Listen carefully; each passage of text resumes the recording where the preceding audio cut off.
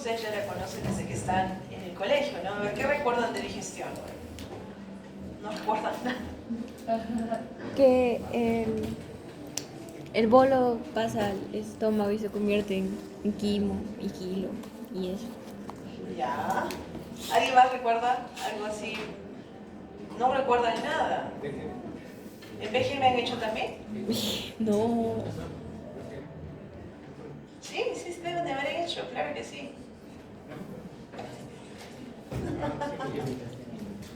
A ver, a ver. De bioquímica también, estoy segura que han hecho. Ok, bueno.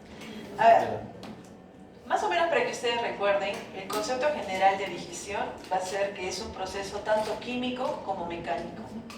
¿Qué ha pasado? Ah, verdad. Ya. No se ve. Ah, no se ve nada. No. Ah. ¿Qué está pasando con cambios? ¿Ahora sí? Sí. Muy bien. Ok. Entonces, proceso químico y proceso mecánico. Lo que vamos a hacer es tratar de convertir estas moléculas o estas estructuras complejas en estructuras cada vez más pequeñas y absorbibles. Recuerden, no solo acción de las enzimas se va a requerir de motilidad, de secreción, de la microbiota, de bilis, de pH y de transportadores. Y va a ocurrir en etapas que van a ser secuenciales. Empezamos en la boca, seguimos en el estómago, luego vamos a tener un poco en el esófago, ¿no? Porque aquí vamos a juntar un poco, y los intestinos, y etc. ¿Listo? Entonces recuerden, vamos a convertir moléculas más pequeñas en moléculas que sean absorbibles. Y vamos a tener dos fases principales, la fase mecánica y la fase química. La fase mecánica ya la hemos visto, ¿verdad? Iniciamos con la masticación, el reflejo de la devolución y las contracciones peristálticas. Cuando estamos a nivel de estómago, ustedes van a ver que las contracciones peristálticas son cada vez más como si es que fueran un poco parecidas a las del corazón. Es decir, que van a ser como un lavado más o menos. ¿Ok? En cuanto a la fase química, vemos que aquí tenemos la acción de las enzimas. ¿Qué enzimas? Probablemente las de las glándulas, tanto salivares como el resto de glándulas, el ácido gástrico y la bilis. ¿Listo? A ver, para bajarnos dos importantes. La bilis, recuerden que emulsifica las grasas y las vamos a ver a extenso cuando veamos la parte de hígado. El ácido gástrico, recuerden que activa la pepsina y la pepsina va a ser la encargada de desnaturalizar a las proteínas. Y la secreción glandular es probablemente lo que más nos va a tomar esta primera parte de la clase.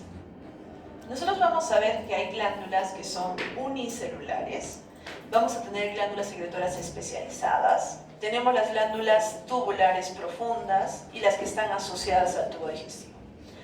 Respecto a las glándulas unicelulares, a estas les vamos a llamar células caliciformes. Y ustedes las han visto en extenso cuando han hecho la parte de histología. Miles de millones de células caliciformes van a formar parte del tubo digestivo. Y son estas las que van a responder a la irritación.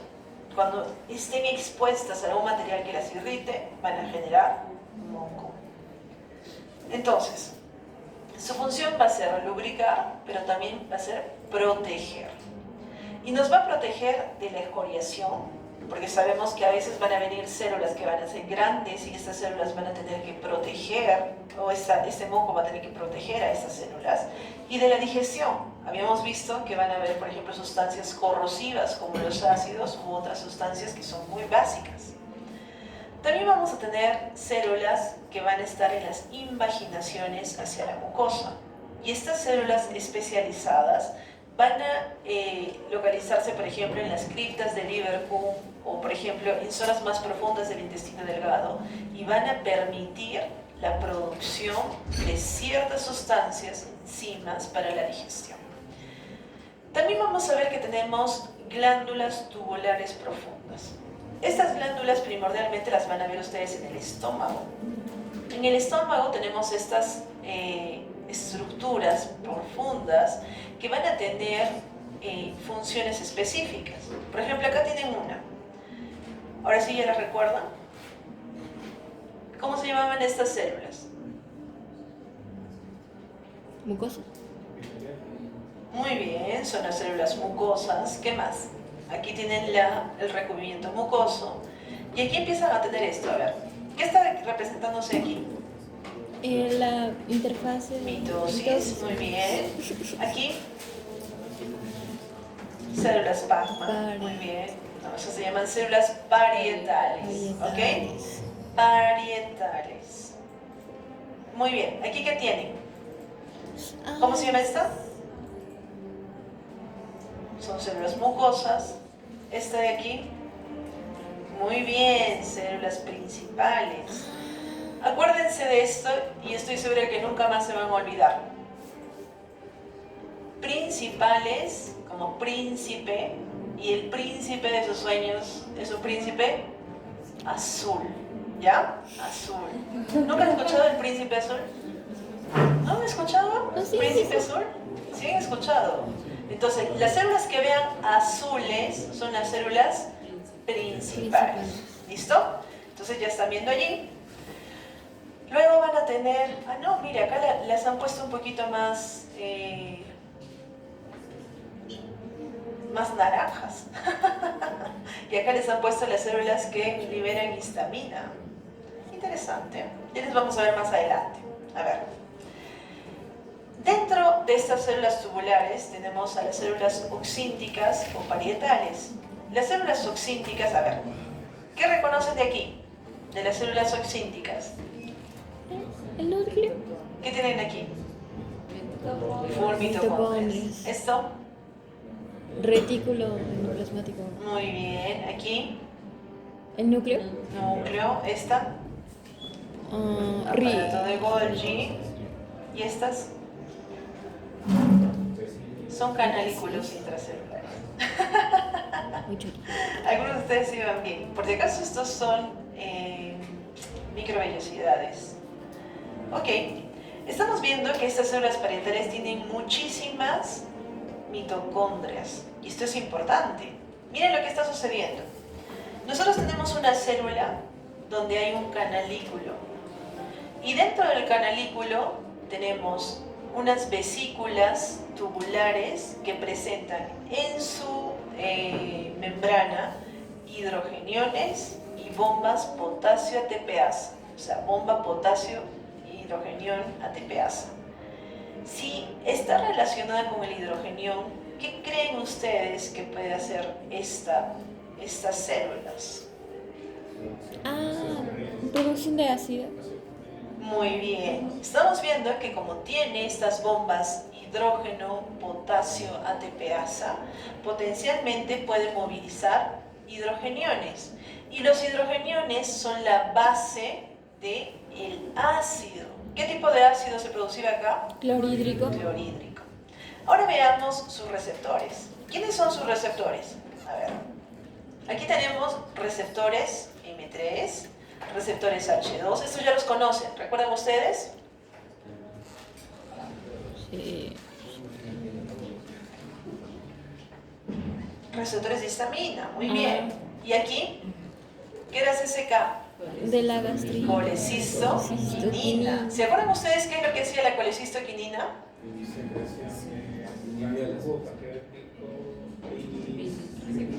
Muy bien. ¿Solamente allí? Páncreas también. Muy bien, a nivel gástrico. Entonces, miren lo que está sucediendo aquí. Cuando una célula parietal está en reposo, estas vesículas que tienen estas bombas están internalizadas. Pero en el momento en que está secretando, ¿qué sucede con las vesículas?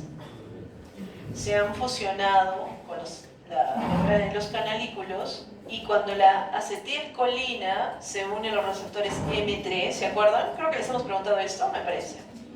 ¿Sí? ¿Les hemos preguntado en su examen? ¿O les hemos preguntado M5? M3. Ya ven, miren. Cuando la acetilcolina se une al M3, ¿qué sucedía con la cantidad de calcio?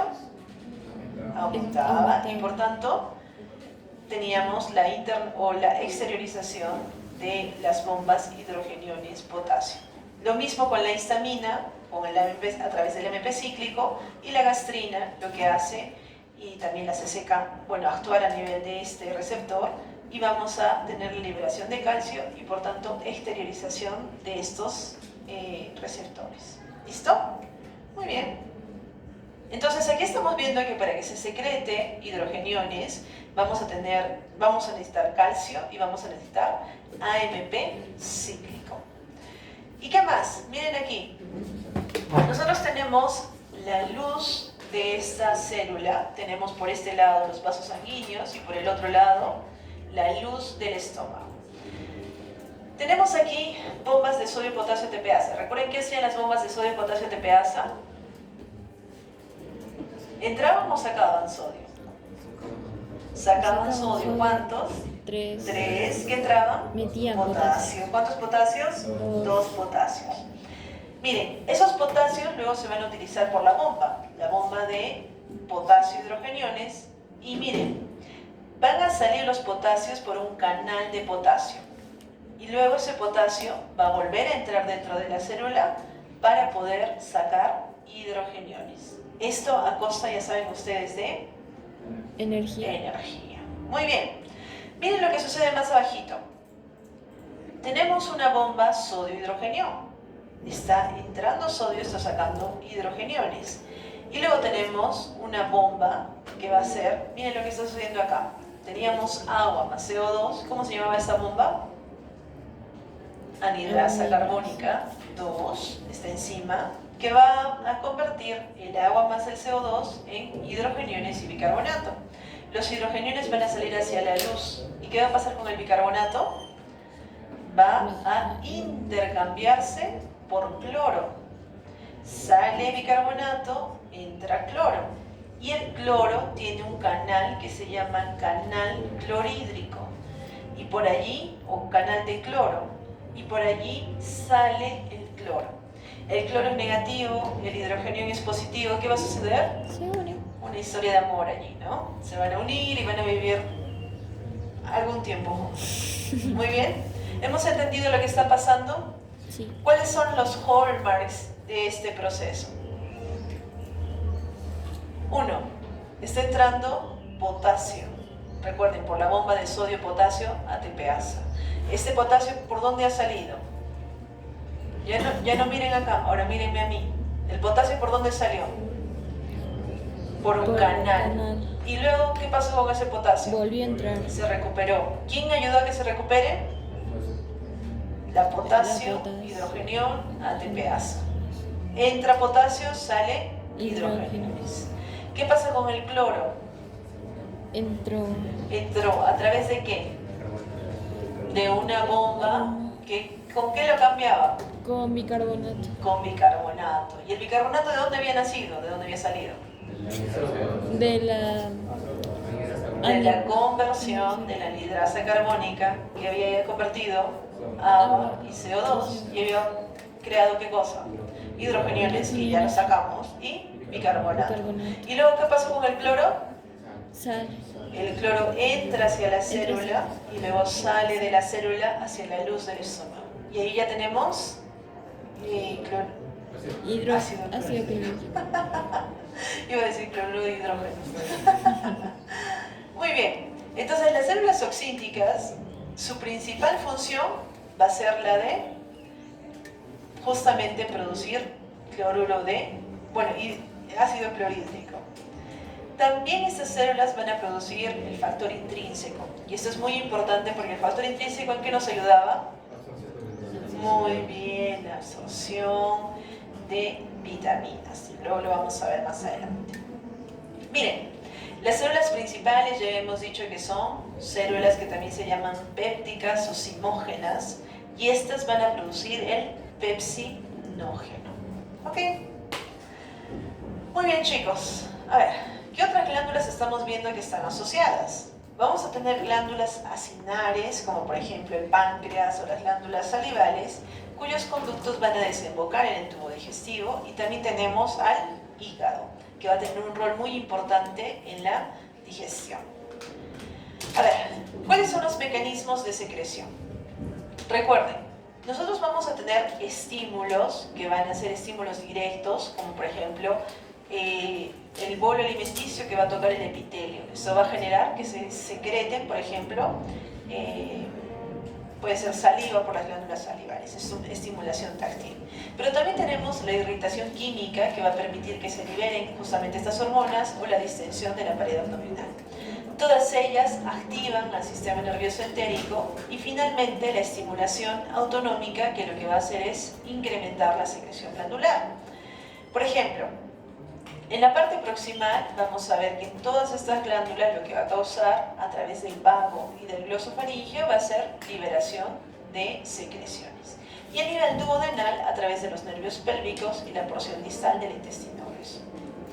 Ahora, no solamente es la inervación nerviosa, sino que también teníamos la regulación hormonal. Hormonas como por ejemplo el CCK o la gastrina o de repente la pepsina o la misma grelina podrían causar a nivel gástrico o pancreático que se secrete un poco más de las secreciones que tienen allí. Entonces, recuerden, nosotros necesitamos que los nutrientes en la sangre difundan por transporte activo hacia la base de la glándula. Y para esto vamos a necesitar mitocondrias que van a utilizar ATP, es decir, van a generar energía oxidativa. Ese retículo endoplasmático a través de los ribosomas, proteínas, el aparato de Golgi, que van a sintetizar sustancias orgánicas y las van a transportar al retículo endoplásmico y al aparato de Golgi para que luego puedan ser exotizados. Muy bien. En las glándulas salivales, recuerden que son la parótida, la submaxilar, la submandibular y la sublingual las que van a producir mayor cantidad de saliva. Y esta saliva tiene amilasa salival, que recuerden que inicia la digestión de los almidones y tiene lisosimas que nos protegen contra las bacterias. ¿Listo? A nivel del intestino delgado es donde se da la digestión principal del cuerpo. Aquí tenemos que el duodeno es probablemente el centro donde vamos a nosotros a generar la mayor cantidad de digestión. Tenemos enzimas pancreáticas como la amilasa, lipasa y proteasas que se van a encargar de digerir, por ejemplo, los carbohidratos, las grasas, las proteínas. La bilis emulsifica las grasas y recuerden que todas estas enzimas que van a estar en el borde cepillo de los enterocitos, como las disacarasas y las peptidasas, nos ayudan a digerir. ¿Ok? Muy bien. A ver, además de la acción de las enzimas, ya habíamos dicho que el ácido gástrico y la bilis son importantes.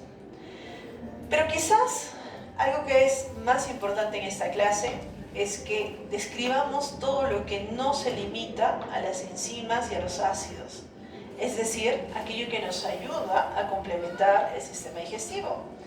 Y esto va a depender de una interacción que vamos a tener con las comunidades microbianas.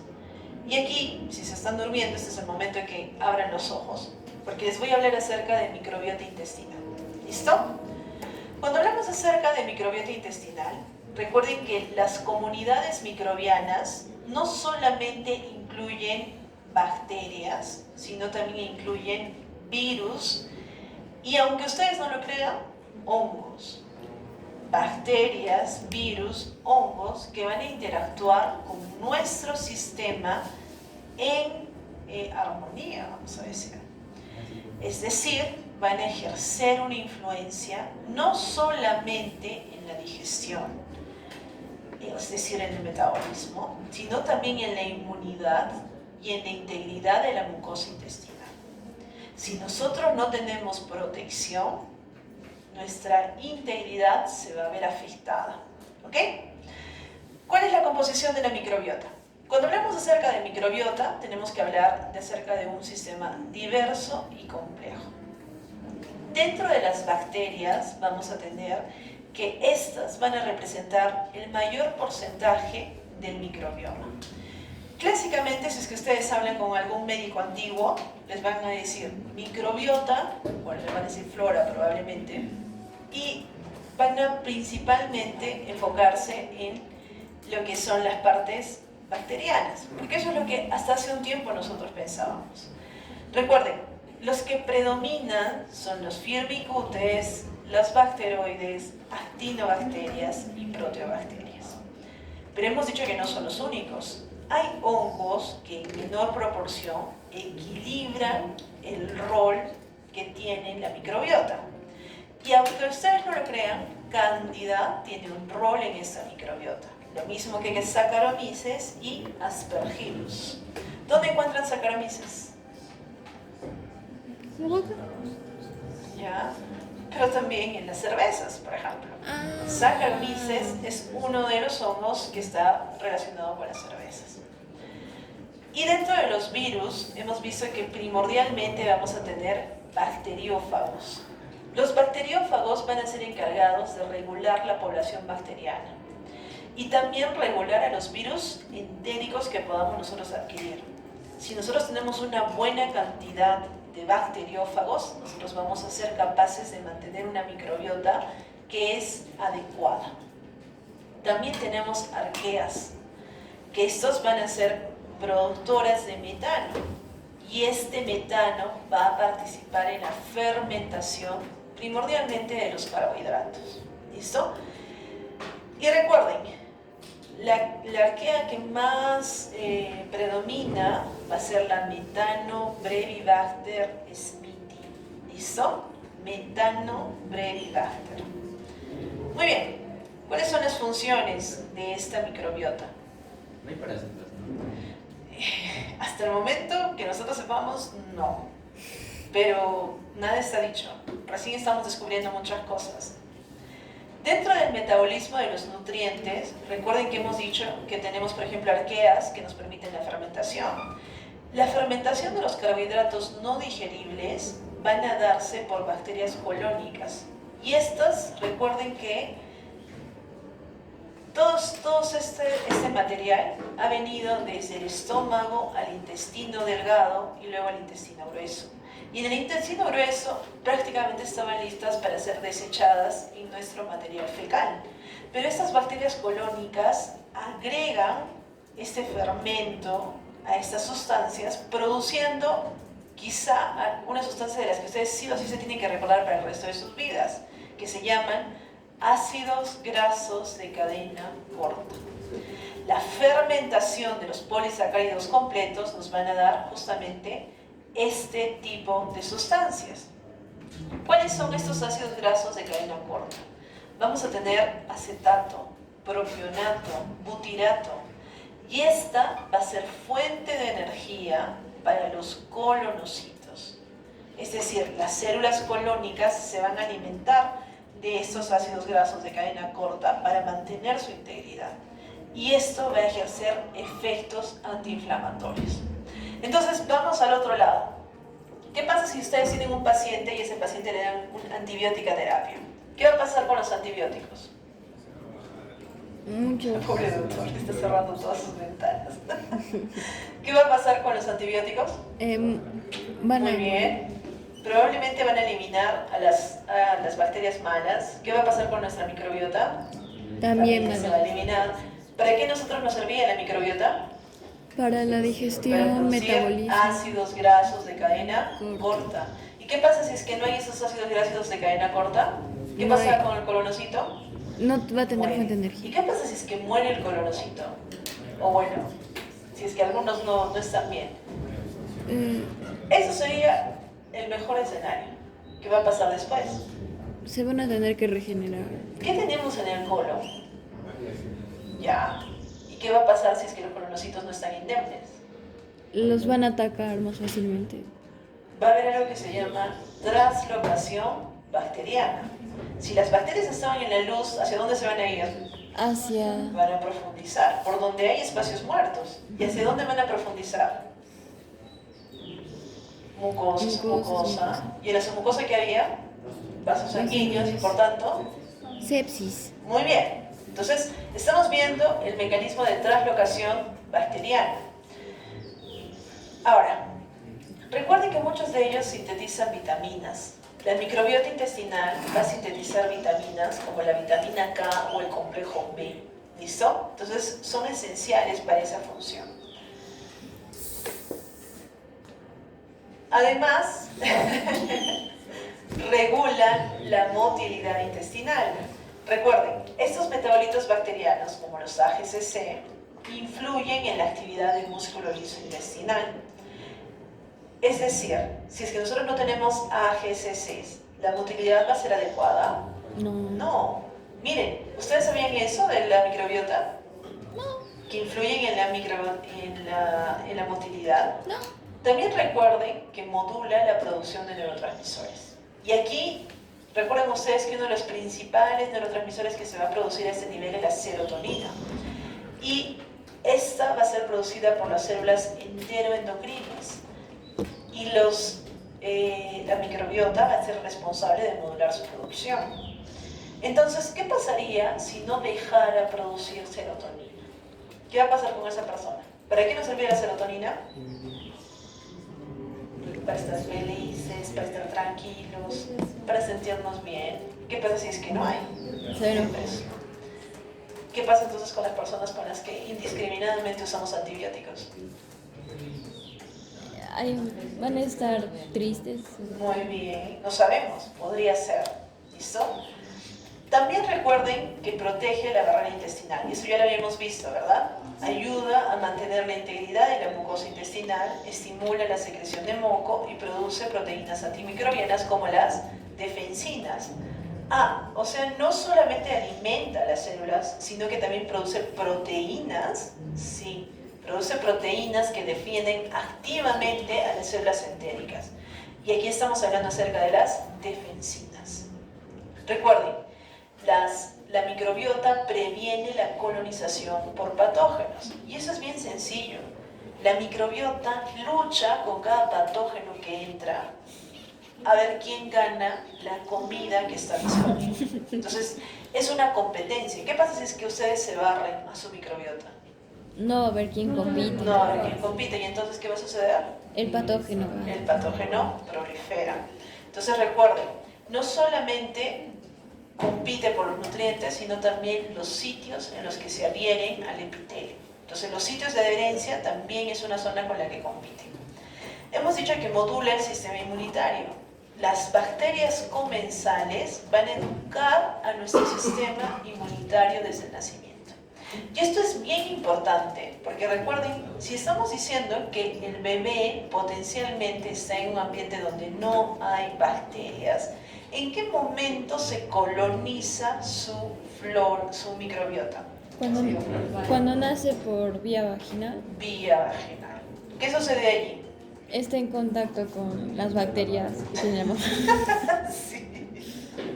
En ese momento, ¿y qué pasa si es que nace por cesárea? Piña buena. Quizá por la leche cuando succione, o sea, Y también por lo está- que va comiendo, ¿no es cierto? Pero nosotros estamos hechos justamente para que cuando nazcamos por parto vaginal tengamos una colonización adecuada de la microbiota y promovamos o se promueva un equilibrio entre la tolerancia y la inmunidad activa. Aunque no lo crean, la microbiota va educando poco a poco a nuestro sistema inmune. Va lanzando algunos fragmentos para que sean tolerados. Porque ¿qué pasaría si es que no hubiera tolerancia a esta microbiota?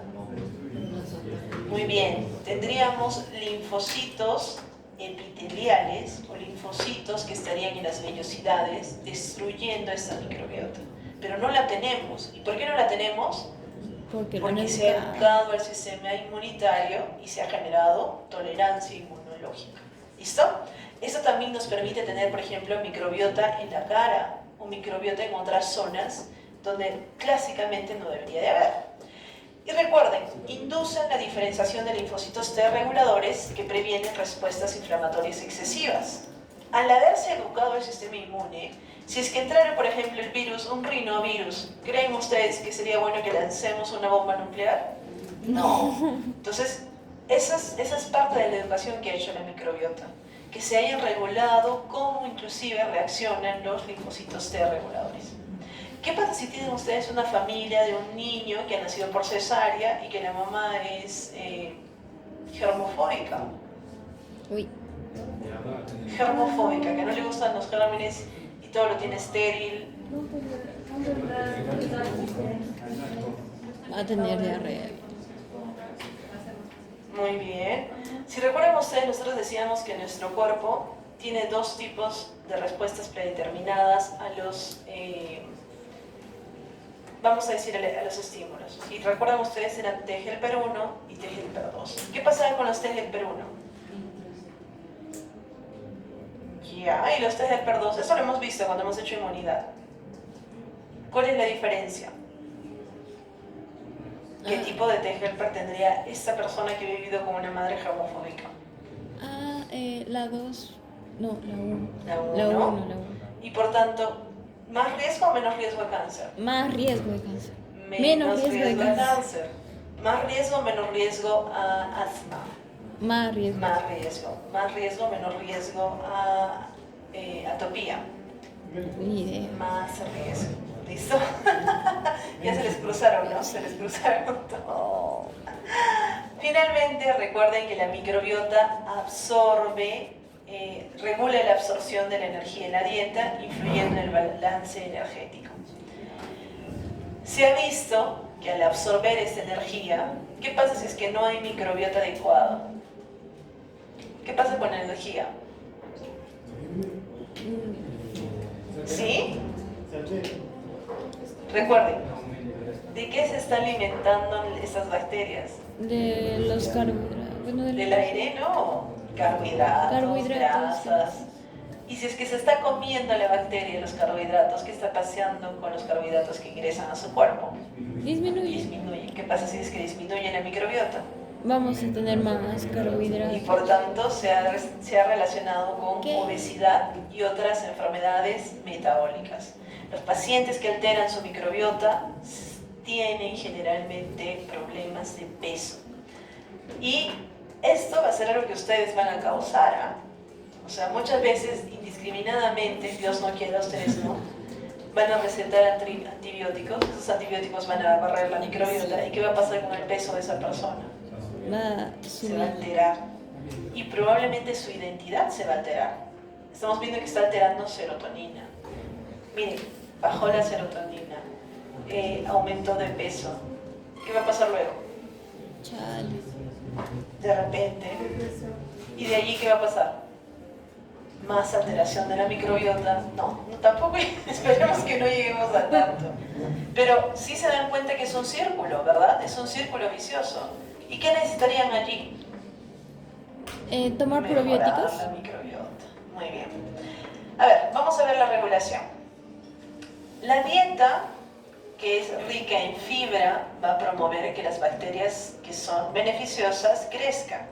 Recuerden, las que son beneficiosas son las que producen los AGCCs, es decir, butiratos y todos los demás. También recordemos que cuando hay grasas saturadas y azúcares simples, esto favorece que crezcan otras bacterias, pero que no son las de AGCC. Estas bacterias van a crear algo que se llama disbiosis. Son bacterias que están en el colon o en otras zonas, pero estas bacterias no son las que son buenas para nosotros. Y por tanto, les ganan por competencia a las bacterias buenas. Entonces les conviene comer su chisito, su pollito, ¿qué más? Chicharrón, ¿qué más? Chetos. Muy bien. Todo eso le está causando disbiosis. ¿Y la disbiosis qué les iba a causar? Obesidad. ¿Qué más? Depresión. ¿Qué más? Alteraciones en su sistema inmune, translocación bacteriana y más. Recuerden, ¿qué son los probióticos y qué son los prebióticos? Cuando hablamos acerca de probióticos, vamos a hablar acerca del lactobacillus y de las bifidobacterias. No es muy común todavía en Arequipa, pero más o menos les cuento un poquito la tendencia mundial. A nivel internacional, venden unos preparados en cápsulas que tienen justamente, generalmente bifidobacterios y lactobacillus, en distintas concentraciones y en distintas proporciones.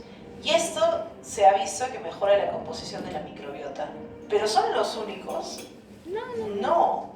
Recuerden, ¿qué es lo que tendrían que hacer para ustedes tratar de repoblar, digamos, a una persona que ha recibido un tratamiento antibiótico? Digamos ustedes, que en algún momento hayan recibido un tratamiento antibiótico. Tomar prebióticos. Ya, esa sería una opción.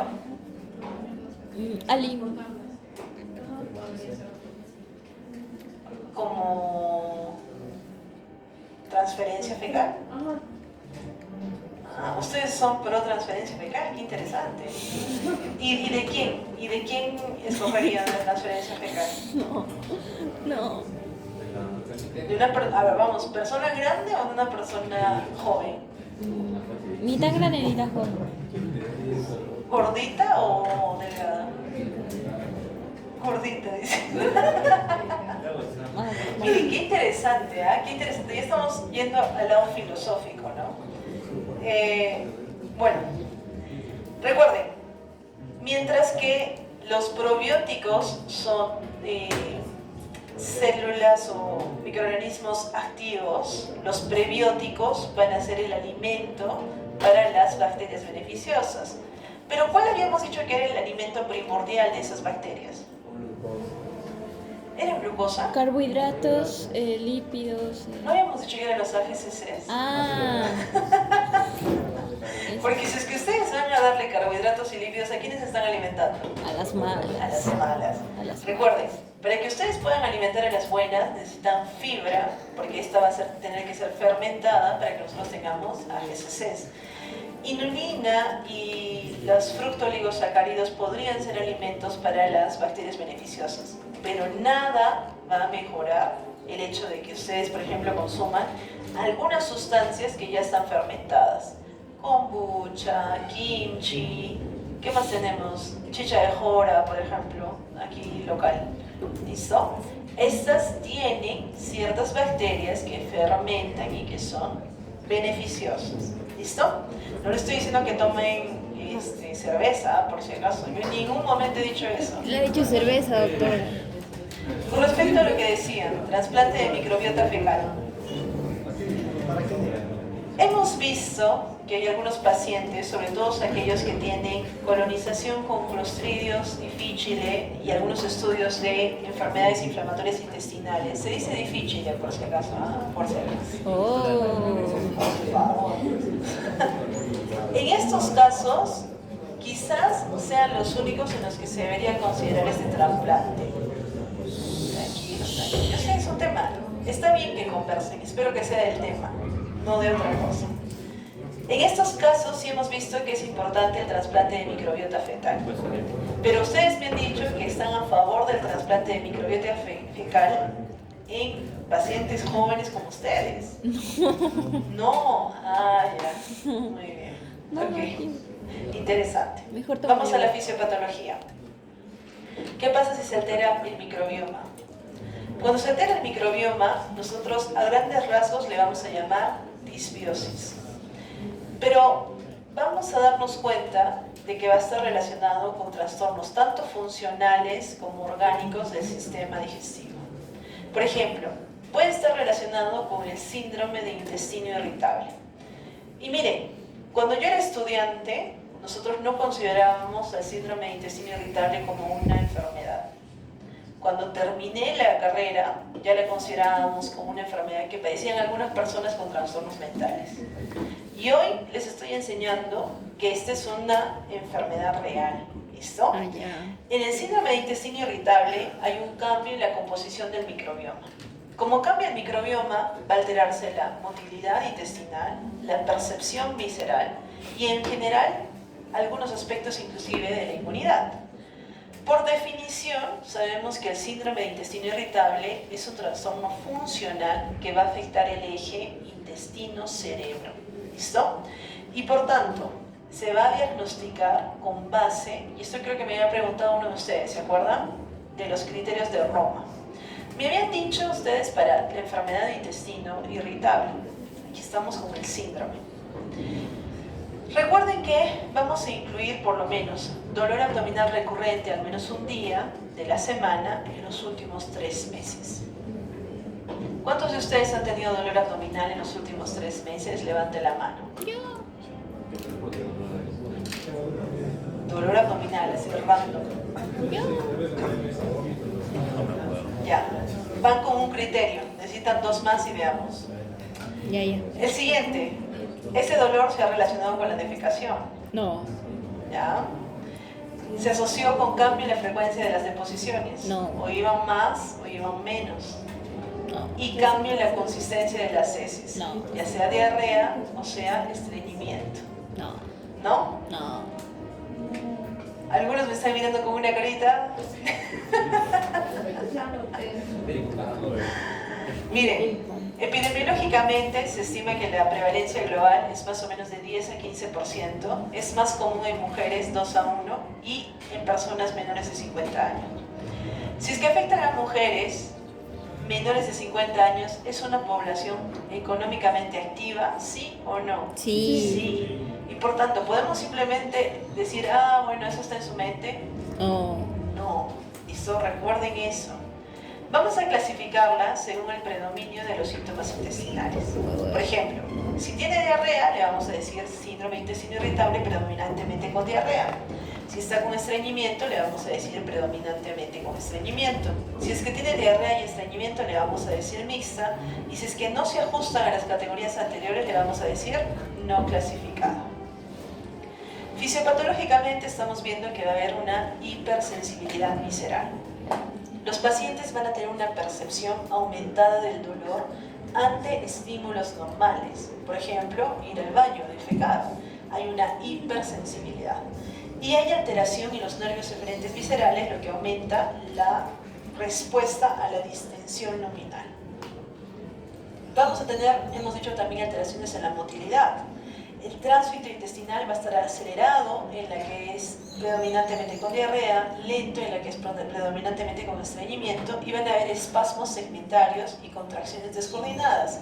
Y recuerden, si es que hay espasmos y contracciones, ¿cómo vamos a percibir nosotros eso? Como un dolor. Muy bien, como un dolor abdominal. Y recuerden, hemos dicho que la base de esta enfermedad va a ser la disfunción eje cerebro. Aquí hay una desregulación de las vías neuromotoras, neuromoduladoras entre el sistema nervioso central y el sistema nervioso entérico. Ahora, es evidente que existe una relación entre estrés, ansiedad y depresión. Pero nosotros lo entendemos como que estos síntomas generan la patología. Pero es muy probable que sea al revés. Que la persona, al tener cólicos, diarreas, estreñimientos y dolores, va a generar justamente estrés, o sea, va a tener estrés, va a generar ansiedad y obviamente depresión, porque hemos dicho que la disbiosis, ¿con qué se estaba relacionando? Con depresión. Entonces, en vez de mirarlo desde el punto de vista de que está siendo desencadenada por esto, es quizás una respuesta de la disbiosis la que tienen estos pacientes. Si lo vemos de esa manera, se van a dar cuenta que cambia mucho su perspectiva frente a la enfermedad. Y por tanto, vemos que va a haber un desequilibrio en la composición de las bacterias intestinales. Disminuye las especies beneficiosas como lactobacillus, bifidobacterios, y empiezan a aumentar las bacterias que son proinflamatorias. Y si es que tenemos inflamación en la luz, esto obviamente va a desencadenar más dolor, más hipersensibilidad visceral y más alteración motora. ¿Listo? Entonces, eventualmente se va a llegar a una inflamación. Solamente que esta inflamación no suele ser de alto grado, sino una inflamación de bajo grado, con incrementos de linfocitos T, mastocitos y citoquinas. ¿En qué parte del cuerpo? Es en la mucosa. Empezamos a reconocer a esta microbiota alterada. Y recuerden, se ha relacionado con infecciones gastrointestinales previas. ¿Y qué pasa en las infecciones gastrointestinales? Hay antibióticos, o sea, toman antibióticos. Toma de antibióticos. ¿Qué más? Sobrecrecimiento bacteriano. ¿Qué más? Daño de la mucosa. Y por tanto, nosotros nos estamos dando cuenta que ustedes tranquilamente podrían generar un síndrome de intestino irritable en un paciente sano, si es que no lo tratan adecuadamente después de la administración de antibióticos. Importante que eventualmente se va a alterar la permeabilidad intestinal.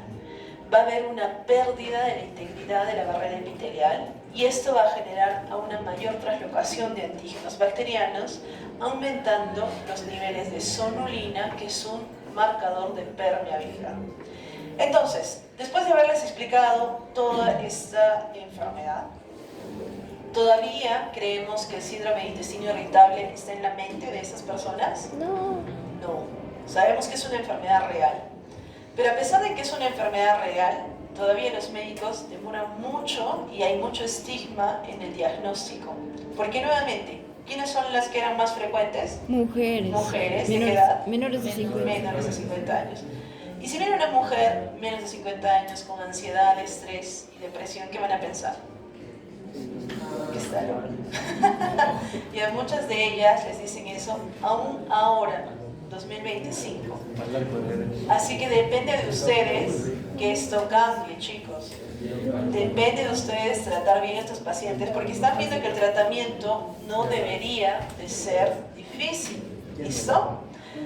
Muy bien, vamos a las enfermedades inflamatorias intestinales. Cuando hablamos acerca de enfermedades inflamatorias intestinales, venimos con sus favoritas: colitis ulcerosa y enfermedad de Crohn. Chicos, les voy a dar solo 5 minutos, porque estas son 2 preguntas fijas de cualquier examen. ¿Listo? Así que van y bien.